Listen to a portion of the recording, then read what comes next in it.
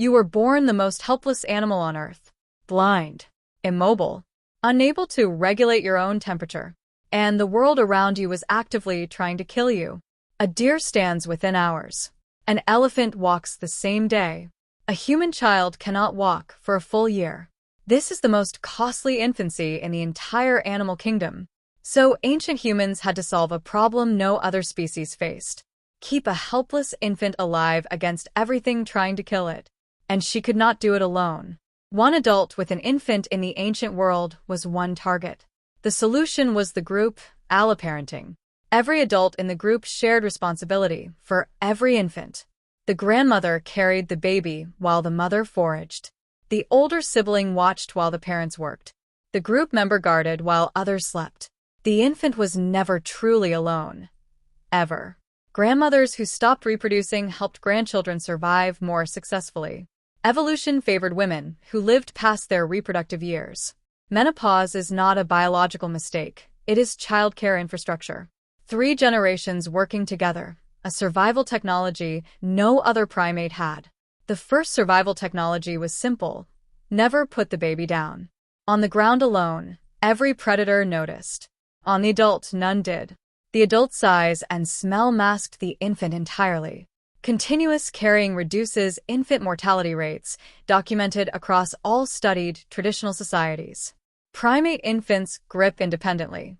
Human infants need to be held. We traded physical independence for social dependence, and it worked. Fire was the first security system that worked at night. Predators that feared fire stayed outside the light perimeter. Most large predators avoid sustained fire, an instinct humans exploited completely. Every night for 400,000 years, this scene repeated. Co-sleeping was not a parenting style, it was anti-predator strategy. An infant's temperature regulation depends entirely on adult body heat. Alone for one cold night, an infant could not survive it. Movement itself was a survival calculation with an infant present. The infant's limitations set the entire group's travel speed. No one was left behind because stragglers were taken first. The group moved together or someone died. Usually the smallest someone. Ancient mothers breastfed for 2 to 4 years, not months. Breast milk transferred the mother's accumulated immune memory to the infant. Weaning was the most dangerous transition in an ancient child's life. The first solid food introduced pathogens the infant had never faced. Ancient adults pre-chewed food for infants, transferring beneficial bacteria simultaneously. Pre-chewing transferred the adult's oral microbiome to the unprepared infant gut. Every food introduced to an infant was tested by adults first. Adults were living poison detectors, testing everything before the child touched it.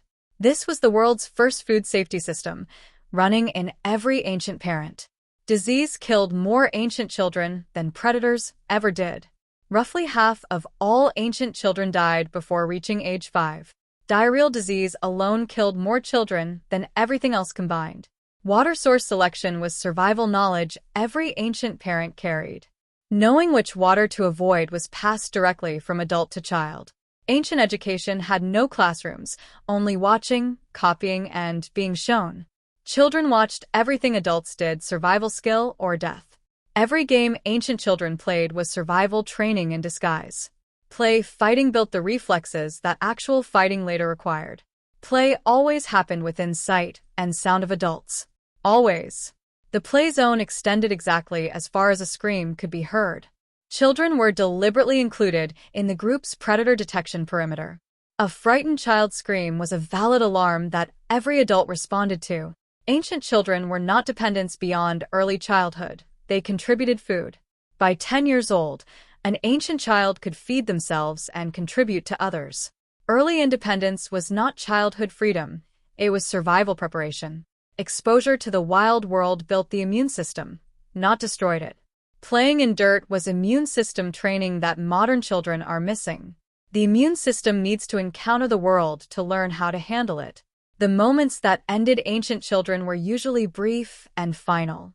Injured children survived only if the group chose to invest in their recovery.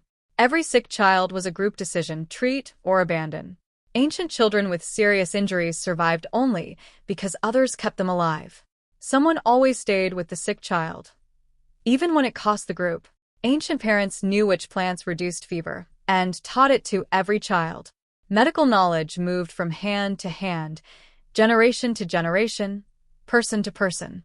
Ancient children feared disease far more than any predator.